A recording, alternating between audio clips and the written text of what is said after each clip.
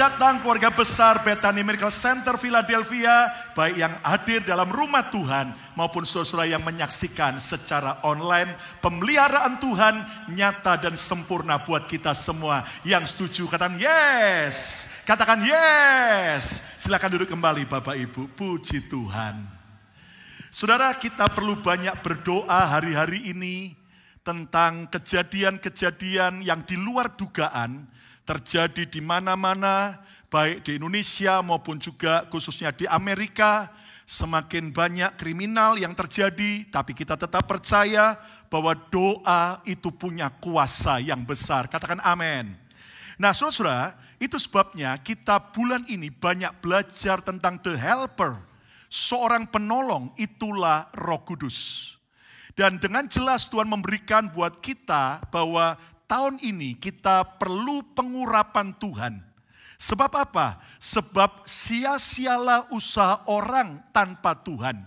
Saudaraku, kita tahu bahwa ternyata di luar Tuhan kita nggak bisa berbuat apa-apa. Semua apapun yang kita lakukan tanpa Tuhan, hasilnya adalah sia-sia dan kosong. Tapi percayalah, bersama dengan Tuhan, apa yang kita lakukan luar biasa. Yang percaya kita beri tepuk tangan yang meriah bagi Tuhan Yesus. Amin. Itu sebabnya di tengah keadaan yang menakutkan, di tengah kegoncangan, di tengah ada banyak orang-orang yang frustrasi, saudara dan saya perlu hidup dalam pengurapan Tuhan. Sebab pengurapannya akan memberi kita kekuatan, memberi kita kemampuan, bahkan Tuhan memberi kemenangan bagi setiap orang-orang yang diurapinya. Saudaraku, itu sebabnya kita akan belajar hari ini. Lihat dalam Roma 8 ayat yang ke-26. Roma 8 ayat 26. Mari kita baca bersama-sama ayat emas kita hari ini. Semua baca keras. 2, 3. Demikian juga Roh membantu kita dalam kelemahan kita, sebab kita tidak tahu bagaimana sebenarnya harus berdoa, tetapi Roh sendiri, itulah Roh Kudus, berdoa untuk kita kepada Allah dengan keluhan-keluhan yang tidak terucapkan. Saudara, ada dua kata penting tentang keadaan kita yang ada di ayat ini, yaitu kata kelemahan kita dan kata kita tidak tahu. Tahukah Anda, semua kita punya kelemahan. Sebagai manusia kita punya keterbatasan. Sepandai-pandainya seseorang, sehebat-hebatnya seseorang, sekayanya orang itu tetap punya kelemahan dan punya keterbatasan. Bahkan kita penuh dengan ketidaktahuan. Soal doa saja yang benar kita nggak tahu. Saudaraku, apalagi soal yang lain. Ada banyak ketidaktahuan dalam hidup kita. Baik itu tidak tahu apa yang bakal terjadi ke depan. Masa depan kita seringkali tidak tahu bagaimana solusi jalan keluar dari persoalan kita. Nah, saudaraku, kabar baiknya di tengah-tengah kelemahan kita, di tengah-tengah setiap saudaraku ketidaktahuan kita, ada kabar baik. Kita diberikan Roh Kudus sebagai penolong yang luar biasa dalam kehidupan saudara dan saya. Yang setuju kita beri tepuk tangan yang meriah bagi Tuhan Yesus. Saudara, hari ini apapun keterbatasan saudara, ketidakmampuan Anda melewati masa-masa sulit ketika ada pekerjaan, ekonomi yang menjepit, Anda seolah-olah tidak mampu dan tidak berdaya. Ada penolong kita, Roh Kudus yang diberikan untuk menolong kita. Katakan yes. Ketika Anda sudah tidak mampu lagi melewati semua masalah pernikahan, keluarga saudara, masih ada penolong kita, Roh Kudus. Ketika Anda menghadapi penyakit yang seolah-olah sudah tidak ada jalan keluar, kita punya penolong. Ada banyak ketidaktahuan kita, tapi Tuhan Roh Kudus adalah pribadi Allah yang maha tahu. Dan bagi setiap orang yang percaya Yesus, kita menerima kuasa Roh Kudus. Tepuk tangan yang meriah bagi Tuhan Yesus.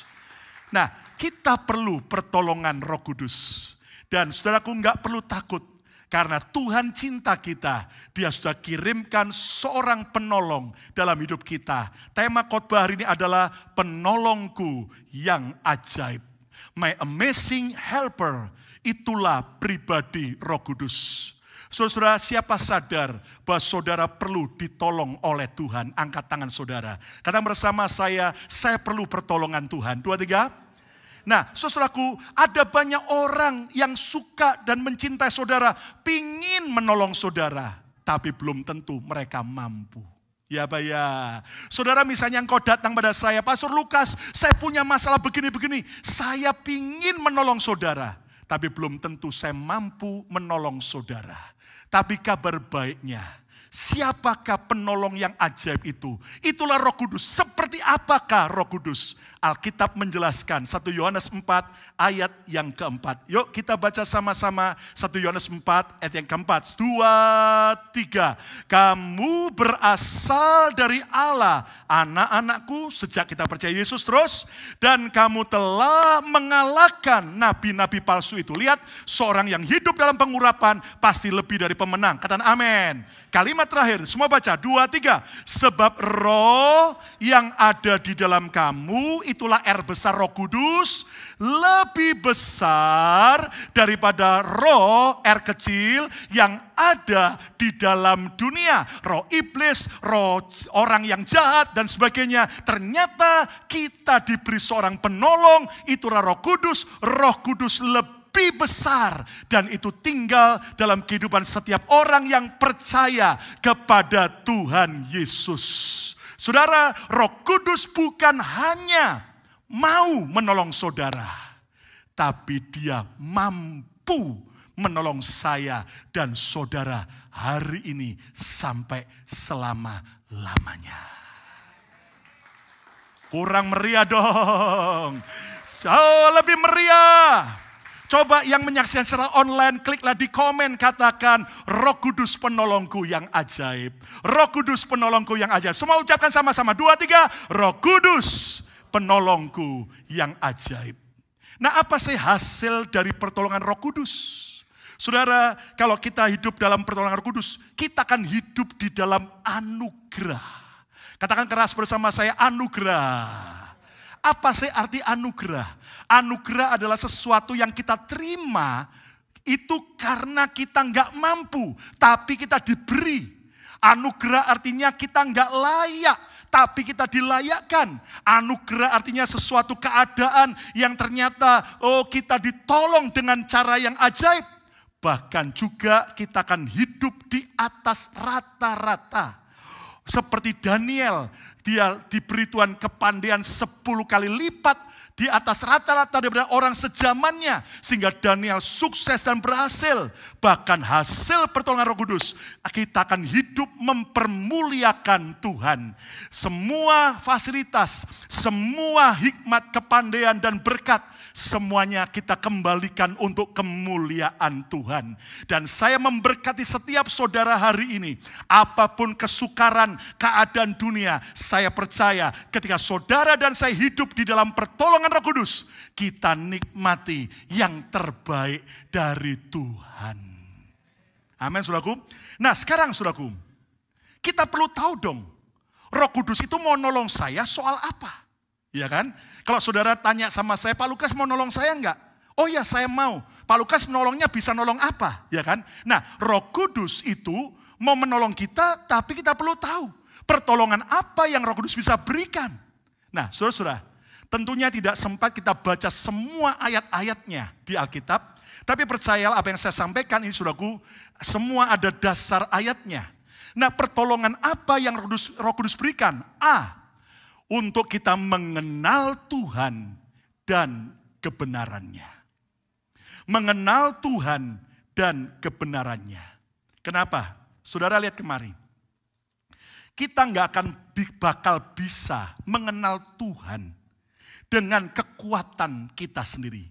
Dengan kepandaian kita sendiri. Ingat, otak kita manusia hanya sebesar kue bakpao. Nggak mungkin kita bisa kenal Tuhan Supreme God, Tuhan yang maha besar, yang tak terukur, hanya dengan kekuatan logika kita.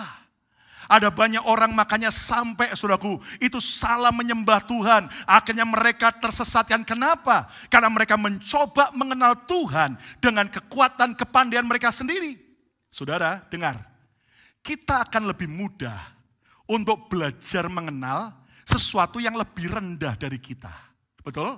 Contohnya, saudara mau kenal binatang. Anda bisa. Kenapa? Karena binatang lebih rendah dari kita manusia.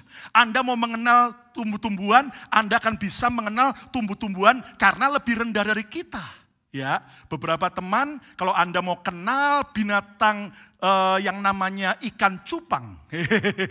Saudara, Anda bisa pelajari. Kenapa? Karena ikan cupang itu, saudaraku, lebih rendah daripada kita manusia. Ya, Hizkia ini, saudaraku, berhasil menternakkan ikan cupang itu. Cupang, saudara, sampai beranak cucu, saudara, dan sebagainya. Kita bisa mudah mempelajari yang di bawah kita. Tapi Anda bayangkan bagaimana binatang itu bisa mencoba mempelajari kita manusia. Nggak akan gampang, sulit sekali. Apalagi kita manusia. Bagaimana kita bisa kenal Tuhan yang luar biasa. Kalau tanpa pertolongan roh Tuhan sendiri. Ibarat 4 orang buta yang pingin tahu seperti apa gajah. Orang pertama berkata, oh gajah itu seperti tiang pohon yang gede. Pas kebetulan dia pegang kaki gajah. Oh, orang buta yang kedua berkata, oh gajah itu seperti tali yang panjang. Pas kebetulan dia pegang ekornya gajah. Oh, gajah itu seperti yaitu sebuah lembaran yang besar. Pas dia pegang telinganya gajah. Oh, gajah itu seperti sebuah tongkat yang panjang tapi ujungnya runcing. Pas dia kebetulan pegang yaitu gadingnya gajah. Tapi hanya orang yang melek yang bisa tahu secara komplit gajah itu seperti apa. Saudara, kita nggak bisa kenal Tuhan dan kebenarannya dengan kepandaian dan kemampuan kita. Roh Kudus diberikan untuk memerdekakan kita setelah kita mengenal kebenaran firman Tuhan. Kita beri tepuk tangan yang meriah bagi Tuhan Yesus. Mengenal Trinitas dengan benar. Mengenal pribadi Bapa, pribadi firman yaitu Yesus dan pribadi Roh Kudus. Mengenal kebenaran yang membuat kita merdeka. Bagaimana saya bisa merdeka dari ikatan perzinahan. Bagaimana saya bisa merdeka dari ikatan cinta akan uang. Dan itu adalah pertolongan Roh Kudus. Bahkan memiliki pikiran Kristus. Supaya pikiran kita yang lama, yang kacau. Pikiran kita yang ternyata sia-sia diubah, diadopsi, diperbarui dengan pikiran Kristus. Sehingga kita bisa memandang hidup ini sesuai dengan pikiran Tuhan. Saudaraku, jadi Roh Kudus itu mau menolong kita untuk mengenal Tuhan dan kebenarannya. B, untuk mengubah hidup kita. Saudara, semua orang pingin jadi orang baik. Tapi kenyataannya kenapa lebih banyak orang jahat? Satu kali saya mau bahas tentang Joker vs Jesus. Saudara tahu Joker itu siapa? Salah seorang tokoh antagonis di film Batman. Dan kalau Anda pelajari, Joker adalah orang jahat. Orang jahat adalah siapa? Orang jahat adalah orang baik yang tersakiti. Oh, gara-gara Joker disakiti, maka dia jadi orang jahat.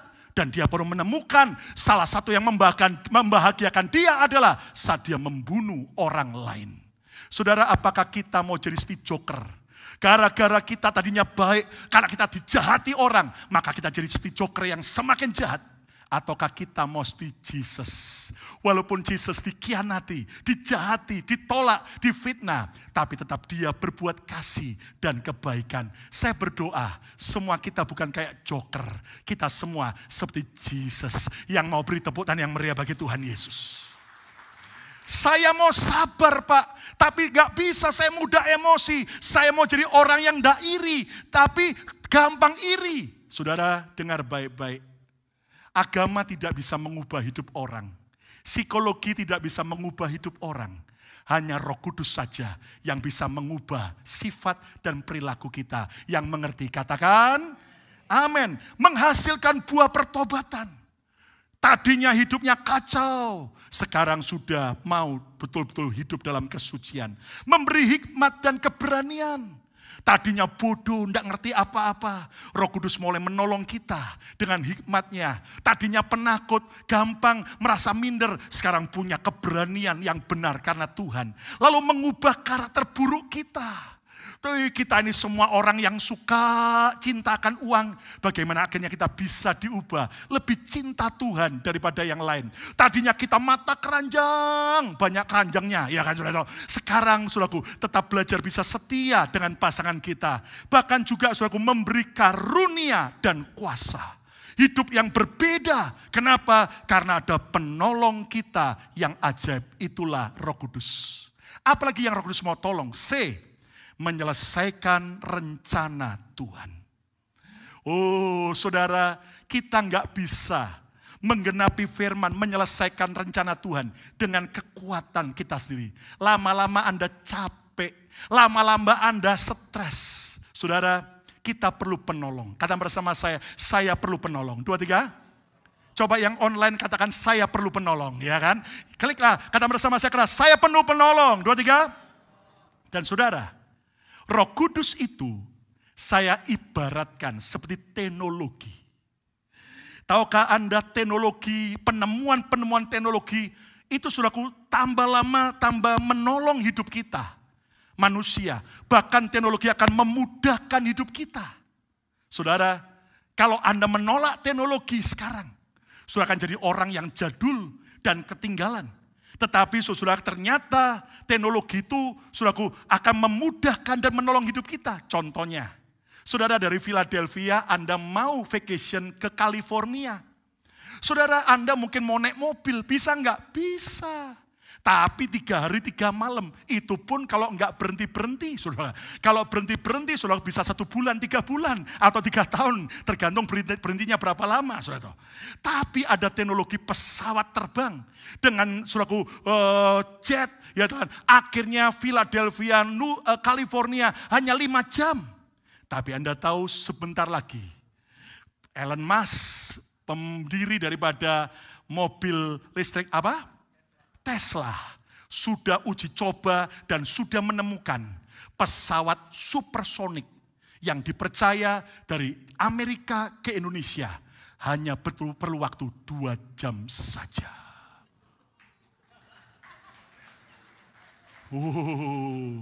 Keren. Makan pagi di Philadelphia, makan siang di Indonesia. Makan malamnya di Paris. Saudara. Tapi kalau Anda berkata, oh saya nggak mau menerima teknologi. Anda rugi besar. Nah sama ibaratnya dengan yaitu saudaraku Roh Kudus. Kalau engkau berkata aku bisa dengan kekuatanku sendiri. Saudara silakan. Tapi kalau engkau berkata Roh Kudus aku perlu pertolonganmu. Maka Roh Kudus akan menyelesaikan rencana Tuhan bagi kita. Untuk apa? Berani bersaksi. Kita ini yang penting tugasnya bersaksi tentang Yesus. Bertobat atau enggak bertobat bukan urusan kita. Tuhan Roh Kudus yang menolong. Katakan amin. Berani melayani lewati keadaan apapun juga. Tetap berani melayani. Dan bulan ini, bulan awal tahun ini. Kita akan memberi apresiasi buat rekan-rekan di tengah keadaan new normal ini. Mereka tetap setia melayani dengan setia tahun 2021. Ayo kita beri tepuk tangan buat semua hamba-hamba Tuhan. Lebih meriah katakan amin. Berani berkorban. Kita benar-benar berani berkorban. Enggak lagi hitung-hitungan. Kenapa? Karena Roh Kudus yang mengubah kita, menolong kita. Bahkan bisa mencapai garis akhir. Saudara, sampai akhir kita tetap hidup setia. Berkenan kepada Tuhan. Nah, sekarang saudaraku. Kita sudah mengerti apa hasil pertolongan Roh Kudus. Kita sudah mengerti apa saja yang Roh Kudus mau tolong buat kita. Tapi bagaimana sekarang cara kita menerima pertolongan Roh Kudus? Kok saya belum mengalami Pastor Lukas? Atau dulu saya pernah mengalami tapi sekarang belum? Mari kita belajar. Alkitab menjelaskan cara menerima pertolongan Roh Kudus yang pertama. Mau ditolong setiap saat. Willing to be helped at all times. Mau ditolong setiap saat. Lihat Roma 8 ayat 26. Demikian juga Roh Kudus membantu kita, menolong kita dalam kelemahan kita sebab kita tidak tahu. Ketika kita terbatas, punya banyak kelemahan, ketidakberdayaan, ketidaktahuan yang banyak, di situ Roh Kudus mau menolong. Tapi dengar, Roh Kudus adalah pribadi Allah sendiri yang gentle. Dia tidak pernah memaksa seseorang, tetapi dia hanya mau menolong orang yang mau ditolong. Dan mari kita belajar, seperti yang Yesus katakan, mintalah maka kamu akan diberi. Kalau Anda nggak pernah minta, engkau nggak akan pernah diberi. Nah, Roh Kudus mau agar saudara ditolong setiap saat. Bukan hanya dia mau dan siap, tapi dia mampu menolong saudara dan saya. Katakan amin. Nah, cara mau ditolong Roh Kudus adalah apa? Bersikap jujur dan terbuka terhadap Roh Kudus. Saudara, ikut Tuhan itu nggak usah jaim-jaim. Jangan seperti orang yang kayak orang-orang Farisi yang munah-munah. Ya kan, depannya kayak kuburan yang bersih, dalamnya tulang belulang yang hancur. Oh kalau gitu Pastor Lukas, saya sekarang udah gak mau munafik. Dalam dan luar hancur-hancuran sekalian, malah masuk neraka. Tapi izinkan Tuhan, Roh Kudus menolong kita. Mengubah dari dalam hidup kita. Sampai keluar orang melihat ada Kristus dalam hidup kita. Makanya bersikap jujur, terbuka aja. Saudara, Anda harus jujur dengan Tuhan. Tuhan, aku kok lagi khawatir ya. Tuhan, kok terakhir-terakhir aku suka mata keranjang Tuhan ya. Tuhan, terakhir-terakhir ini kok aku lebih suka ya dunia daripada suka hadirat Tuhan. Nah, saudara, kita jujur. Lalu percaya total terhadap Roh Kudus. Apapun yang Roh Kudus tuntun, belajar percaya, bahkan mentaati perintah Roh Kudus. Apa yang Dia ajarkan, kita harus taat dengan baik. Kata bersama saya mau ditolong setiap saat. 2, 3. Kurang keras, saya mau ditolong setiap saat. Ketiklah di komen YouTube ini, saya mau ditolong setiap saat. Saudara, jangan cuman kalau sudah kepontok, sudah ke pojok, sudah gepeng, baru Tuhan tolong saya. Jangan. Justru setiap pagi, setiap Anda mau kerja, Anda terus minta Roh Kudus tolong saya. Beri saya hikmat, lindungi saya, beri saya pertolongan. Dan percayalah pertolongan Tuhan tak pernah terlambat buat kita. Saudara, jangan Anda pikir bahwa kalau jadi pendeta itu enggak punya masalah. Kami pun punya banyak masalah. Walaupun harus menolong juga teman-teman yang bermasalah. Tapi saudara, setiap kali kami menghadapi masalah, kami tahu bahwa penolong kami yang ajaib itulah Roh Kudus. Kami datang minta pertolongannya. September tahun kemarin, kami mengalami masalah. Kenapa? Karena istri saya bayar beberapa pembayaran kami sekeluarga, sehingga dia buka cek, tapi juga beli beberapa money order. Dan money order itu kami bayar, kewajiban kami ke sebuah perusahaan, jumlahnya bagi kami cukup besar, 2.900. Hanya money ordernya ada beberapa money order. Dan istri saya sudah tulis baik-baik, pay ordernya adalah untuk perusahaan yang kami perlu bayar. Ternyata, saudaraku, beberapa minggu setelah kami kirim, ya istri saya sudah masukkan ke dalam kotak pos, dan dikirimkan. Ternyata perusahaan itu belum terima pembayaran itu. Dan ternyata dicek tetap tidak terima. Akhirnya, saudaraku, kami mulai hubungi kantor pos. Mulai tunjukkan risit-risitnya. Pembelian money order. Ternyata mereka bilang, oke, coba kami investigasi. Beberapa saat kemudian kami dapat kabar. Money order itu sudah diambil orang lain. Dan pay ordernya nggak tahu bagaimana canggihnya, ada sindikat, mereka bisa ganti dan sudah dicairkan oleh orang lain di state lain di Amerika. Waduh, kami kaget. Jadi akhirnya 2.900 itu kami hilang. Dan kantor pos juga berkata bahwa ini kami tidak bisa bertanggung jawab karena sudah hilang. Saudara, secara manusia kami panik. Bagi saudara mungkin jumlah itu mungkin tidak terlalu besar, tapi bagi kami keluarga hamba Tuhan cukup besar. Itu kalau diberikan bakso goreng dapat berapa, saudaraku? Ya kan? Apa yang terjadi, saudaraku? Kami sembayang. Akhirnya kita lapor polisi. Dibuat laporan aja. Dan polisinya berkata, ya ini sudah laporan kesekian. Rupanya di kotak pos ada sindikatnya ngambil, tidak tahu orang dalam dan sebagainya, saudaraku. Dan kemudian dia berkata, polisinya pun detektifnya berkata, well ya kita terima laporan tapi kayaknya nggak akan ada jalan keluar. Karena ada yang lebih besar, kalau cuma ribuan jumlah kerugiannya, ada yang puluhan ribu. Dan kalau sampai lebih besar baru urusan federal, apalagi ini beda state. Waduh saudara, secara manusia kami sedih, tapi kami terus harapkan Tuhan pertolongannya. Kita punya teman pengacara, istri saya datangi, tunjukkan. Saudara, pengacaranya coba telepon orang yang mencairkan. Orang yang mencairkan juga merasa nggak tahu apa-apa dan sebagainya. Dan sebagainya. Seolah-olah jalan buntu. Bahkan akhirnya Anda tahu ketika mau pulang, istri saya diajak sama pengacara itu, saudaraku, teman ini saudaraku, untuk pergi ke sebuah ATM. Dan tiba-tiba dia keluarkan uang cash $500. Lalu kemudian dia kasih ke istri saya. Dan dia bilang ini untuk kalian berdua, kasihan kalian korban penipuan. Saudara, sampai istri saya bilang, no, kita enggak perlu dikasihani. Enggak, ini buat kalian. Bayangin saudaraku, ya kan? Sampai dikasihani orang, dikasih. Karena mereka udah tahu, dia udah tahu enggak mungkin bisa kembali. Dalam keadaan begitu saudaraku, kami terus berdoa, Tuhan, walaupun enggak ada jalan keluar, tapi kami tetap belajar percaya kepadamu. Siapa mengambil uangnya Tuhan, apalagi uangnya hamba Tuhan yang diurapi Tuhan, urusan dengan Tuhan. Saudara, beberapa minggu kemarin kami dapat surat dari kantor pos.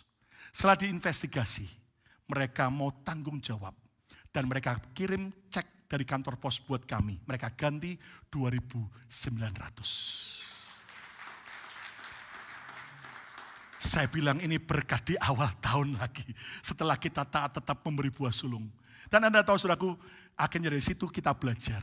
Dan juga pembelajaran buat saudara, kalau Anda mau kirim cek ataupun money order, sebaiknya jangan cuman kantor pos dengan perangko biasa. Lebih baik dengan certified mail. Lalu juga jangan cuman dengan bolpen biasa, pay to ordernya siapa. Kita udah taruh jelas. Mulai sekarang pakai spidol yang hitam yang gede. Yang saudaraku tidak bisa dihapus. Tulis tegas-tegas, pay order Lukas Kusuma. Yang kedua, cara menerima pertolongan Roh Kudus adalah mau dididik setiap saat. Mau dididik setiap saat. Jadi nggak cuma minta pertolongan, tapi mau diajar, dididik oleh Roh Kudus. Yohanes 14 ayat 26. Tetapi penghibur, yaitu Roh Kudus, yang akan diutus oleh Bapa dalam namaku. Lihat, dialah Roh Kudus yang akan mengajarkan, yang akan mendidik, mengajarkan apa? Segala sesuatu kepadamu. Karena bersama saya segala sesuatu. Bukan hanya masalah rohani loh. Tapi segala sesuatu yang kita perlu diajar, Roh Kudus itu mampu dan mau mengajar kita. Dan akan mengingatkan kamu akan semua yang telah kukatakan kepadamu. Semua janji Tuhan, itu Tuhan bisa ingatkan karena Roh Kudus. Saudara, Roh Kudus adalah pengajar, pendidik, guru agung kita yang mau mendidik kita setiap hari. Dan kita harus terus mau dididik. Dan Anda mengerti janji Tuhan ini. Dalam segala sesuatu apapun yang kau hadapi, yang kau perlu belajar, Roh Kudus bisa mengajar kita. Saya percaya Roh Kudus lebih hebat daripada Mbah YouTube. Orang sekarang berkata mau belajar apa aja, cari di Mbah YouTube. Tapi saya mau beritahu, Roh Kudus lebih hebat daripada YouTube. Tepuk tangan yang meriah bagi Tuhan Yesus. Saudara, apa yang kau perlukan hari ini? Saudara, ingat, Roh Kudus itu bisa ngajar dalam segala hal. Dalam soal kerjaan, dalam soal menghadapi anak. Saudaraku, hari ini saya tahu ada banyak orang tua struggle didik anak. Anak-anak zaman sekarang ini memang beda dengan zaman kita dulu. Dulu anak-anak kita bisa pukul. Sekarang orang tua yang dipukul anak. Saudara. Dulu kita bisa marahi anak, sekarang anak yang marahi orang tua. Ya kan? Dulu Anda bisa pakai sabuk, Anda pukul anak Anda. Oh, sekarang saudaraku, diteleponkan 911, saudaraku. Saudara lihat, tapi di saat Anda nggak tahu gimana cara didik anak, Roh Kudus bisa tolong kita loh. Yang setuju katakan amin. Ya kan? Saudara, bahkan sampai area-area apa? Keuangan, bahkan soal seks. Dan saudara, saya itu selalu belajar peka dengan Tuhan. Ya, hingga dalam program YouTube channel kita, Bethany Miracle Center, saudara, Tuhan mulai banyak memberi pengajaran-pengajaran yang saya mungkin nggak sempat ngajar di mimbar hari Minggu ini. Tapi tolong Anda bisa ikuti. Jangan lupa subscribe, like, and comment.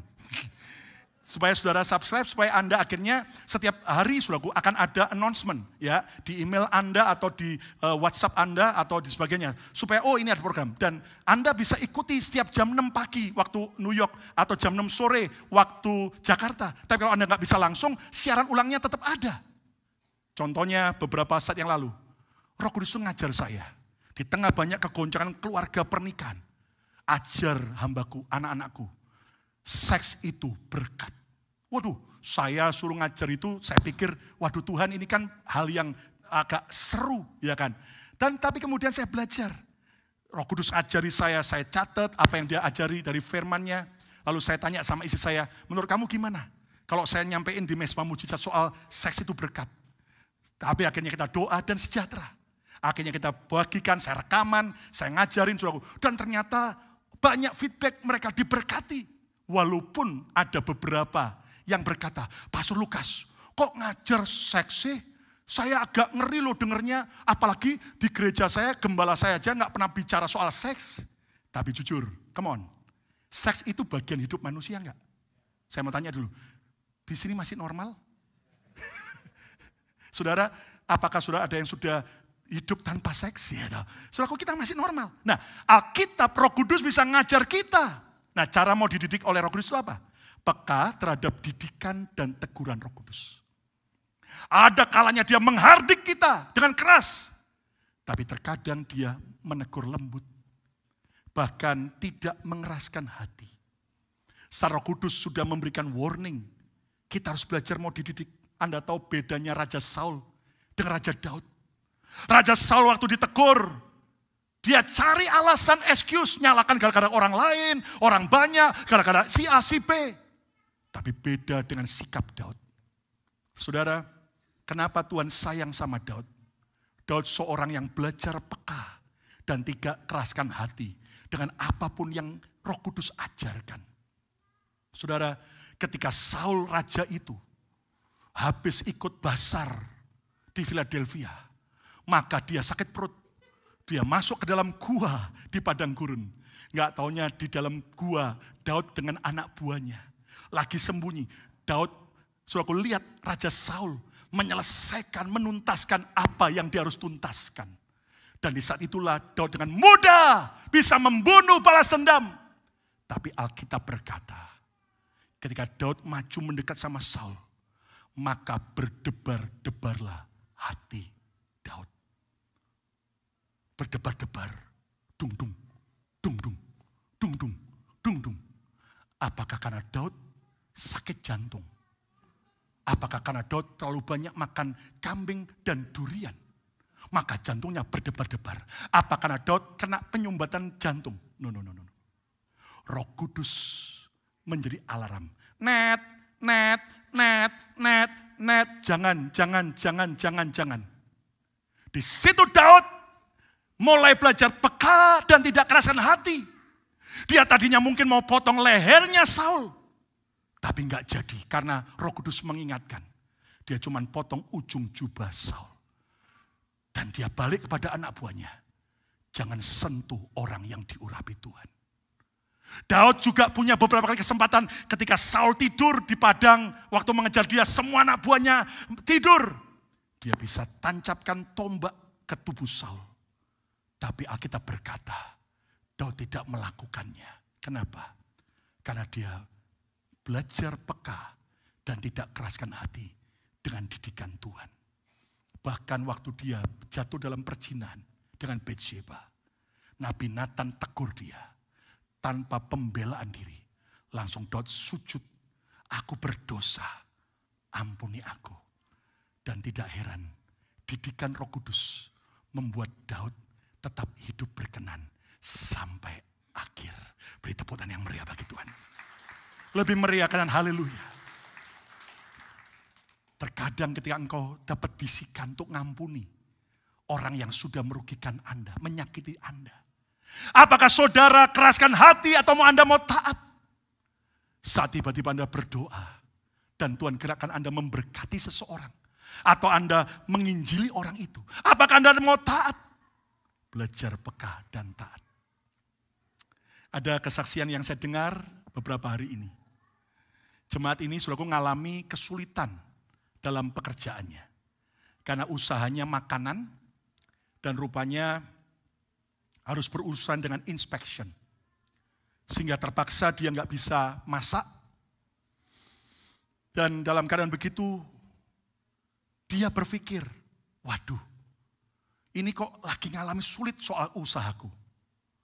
Udah deh, aku nggak mau kasih buah sulung di tahun ini. Karena tahun-tahun sebelumnya dia memberi buah sulung. Tapi aku lagi masalah nih, nggak bisa kerja nih. Ya udah nggak kasih buah sulung. Tapi tiba-tiba Roh Kudus tegur dia. Tanpa sengaja dengar khotbah seorang hamba Tuhan. Justru kalau kamu perlu duit, jangan sibuk cari duit. Menabur untuk Tuhan. Wah, dia ngerti. Ini satu peringatan dari Tuhan. Dan akhirnya dia taat membawa buah sulung di masa kerjaannya terhenti. Tapi akhirnya dia saksi. Tuhan buka jalan.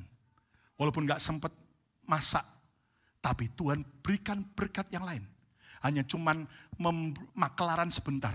Dapat berkat lebih besar. Bahkan akhirnya Tuhan tolong. Petugas inspeksinya akhirnya selesai. Dan dia bisa kerja kembali. Semua dimulai dari ketaatan. Jangan keraskan hati dari didikan Tuhan. Yang ketiga, yang terakhir, cara menerima pertolongan Roh Kudus. Mau didewasakan setiap saat. Mau didewasakan setiap saat. Roh Kudus penolong, ingat, dia bukan babysitter. Dia akan terus membuat kita jadi bayi-bayi rohani. Dikit-dikit, Roh Kudus tolong, langsung Roh tolong. Saudara, tapi Roh Kudus punya tugas mendewasakan kita. Bukan hanya menolong, mendidik, tapi juga mendewasakan. Ayat yang terakhir, Efesus 4 ayat 13. Dengan demikian kita semua menjadi satu oleh iman yang sama. Dan pengertian yang sama mengenai anak Allah. Lihat. Dan kita menjadi orang-orang yang dewasa. Kata bersama saya, orang-orang dewasa. Yang makin lama makin bertambah sempurna seperti Kristus. Roh Kudus penolong untuk mendewasakan kita. Kita jadi dewasa. Dan ingat, kedatangan Yesus yang kedua kali. Dia akan datang sebagai mempelai. Dan kita gerejanya sebagai mempelai. Tentunya bukan kanak-kanak. Makanya Roh Kudus itu mau mendewasakan kita. Sudah bisa bayangin anak kecil itu kalau nangis, langsung dikasih susu. Langsung diganti pampersnya. Tapi masa anak 35 tahun, langsung minta disuapin oleh orang tuanya. Maka itu anak betul-betul jadi petaka dalam keluarga. Saudara, makanya ada orang Kristen bilang gini, Pastor Lukas, kenapa ya Tuhan itu kok sekarang beda sama saya ya? Loh kenapa emangnya? Dulu saya baru bertobat, terima Yesus. Baru doa sebentar aja minta apa. Langsung dikasih. Terus sekarang udah saya lama ikut Yesus. Sudah setia melayani, sudah setia berkorban. Kok saya doa lama jawabannya? Saya bilang itu tugas Roh Kudus. Dia tidak mau memanjakan kita terus. Dia mau kita bertumbuh dewasa. Tepuk tangan yang meriah bagi Tuhan Yesus. Ada yang berkata, dulu saya ikut Tuhan, enak, semua hidup saya enak, lancar. Lah sekarang tambah sungguh-sungguh sama Tuhan, kok tambah banyak masalah. Welcome to the club. Anda sedang didewasakan Tuhan. Satu kali ada seorang anak, sebelum tidur dia tanya sama mamanya, Ma, temanku itu sekelas. Dia cerita kalau sampai ada nyamuk di kamarnya, mamanya akan rela supaya tubuhnya yang digigit nyamuk. Supaya anaknya tidak digigit nyamuk. Kalau mama bagaimana? Mamanya berkata, Nak, kalau mama beda. Mama akan kejar nyamuk itu. Dan mama akan bunuh. Supaya satu keluarga kita tidak digigit nyamuk. Anaknya senyum bahagia. Ma, temanku cerita, kalau sampai mereka nggak bisa makan. Mamanya rela kelaparan. Yang penting anaknya makan. Kalau mama bagaimana? Nak, kalau mama beda, mama akan kerja keras supaya satu keluarga kita bisa makan. Mama nggak mau kamu makan sambil nangis karena lihat tahu mama kelaparan. Wah, dia peluk mamanya, aku bangga punya mama. Ma, selamanya tolong baik dengan saya kayak gini. Oh tidak nak. Kamu harus tahu, kalau selamanya mama berperilaku seperti ini buat kamu, kamu tidak akan pernah dewasa. Loh, maksud mama gimana? Mama mau ajar kamu, tidak manja, tapi berdiri kuat seperti mama. Sehingga satu saat ketika mama harus pergi meninggalkan kamu, kamu bisa kuat dan berdiri seperti mama. Saudara, makanya orang tua kita cinta sama anak. Tapi sometimes kita harus izinkan anak kita lewati dan hadapi persoalan. Supaya mereka lihat Tuhan dan jadi kuat. Hal yang sama Roh Kudus mau kerjakan. Dia mau dewasakan saya dan saudara setiap saat. Beri tepuk tangan yang meriah bagi Tuhan. Jangan terus jadi bayi rohani. Yang manja, yang tersinggungan, yang dikit-dikit mau dimanja. Cara mau didewasakan Roh Kudus apa? Rela meninggalkan sifat kekanak-kanaan kita. Roh Kudus hanya bisa menolong. Tapi kalau Anda tidak mau meninggalkan sifat kanak-kanak, Dia tidak bisa paksa kita. Hari ini relakan. Dulu gampang sombong, belajar rendah hati. Dulunya gampang mata duitan, pelitnya bukan main. Sekarang belajar bermurah. Rela meninggalkan sifat kanak-kanak. Dulunya gampang, dikit-dikit sudah komplain. Sekarang banyak bersyukur dalam segala keadaan.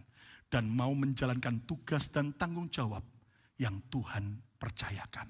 Karena hanya yang dewasa saja, anak yang dewasa mature enough, yang akan diberikan tugas dan tanggung jawab lebih besar.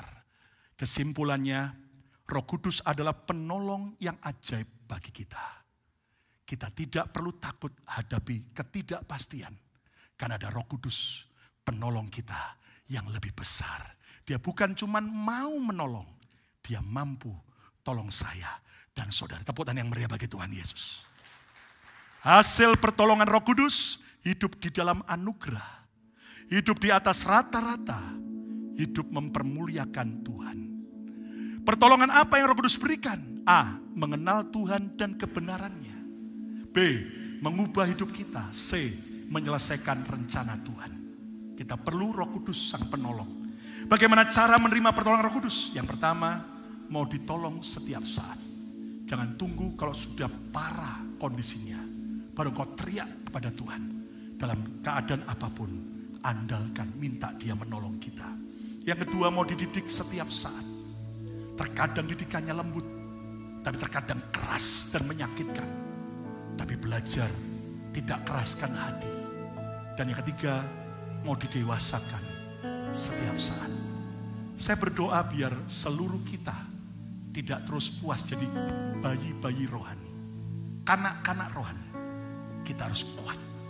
Saya berdoa di tengah pandemik ini, saudara semakin melihat Roh Kudus, penolong kita yang dahsyat dan ajaib. Siapa mau ditolong Tuhan? Siapa mau ditolong Tuhan? Ayo kita beri tepuk tangan yang meriah bagi Tuhan Yesus.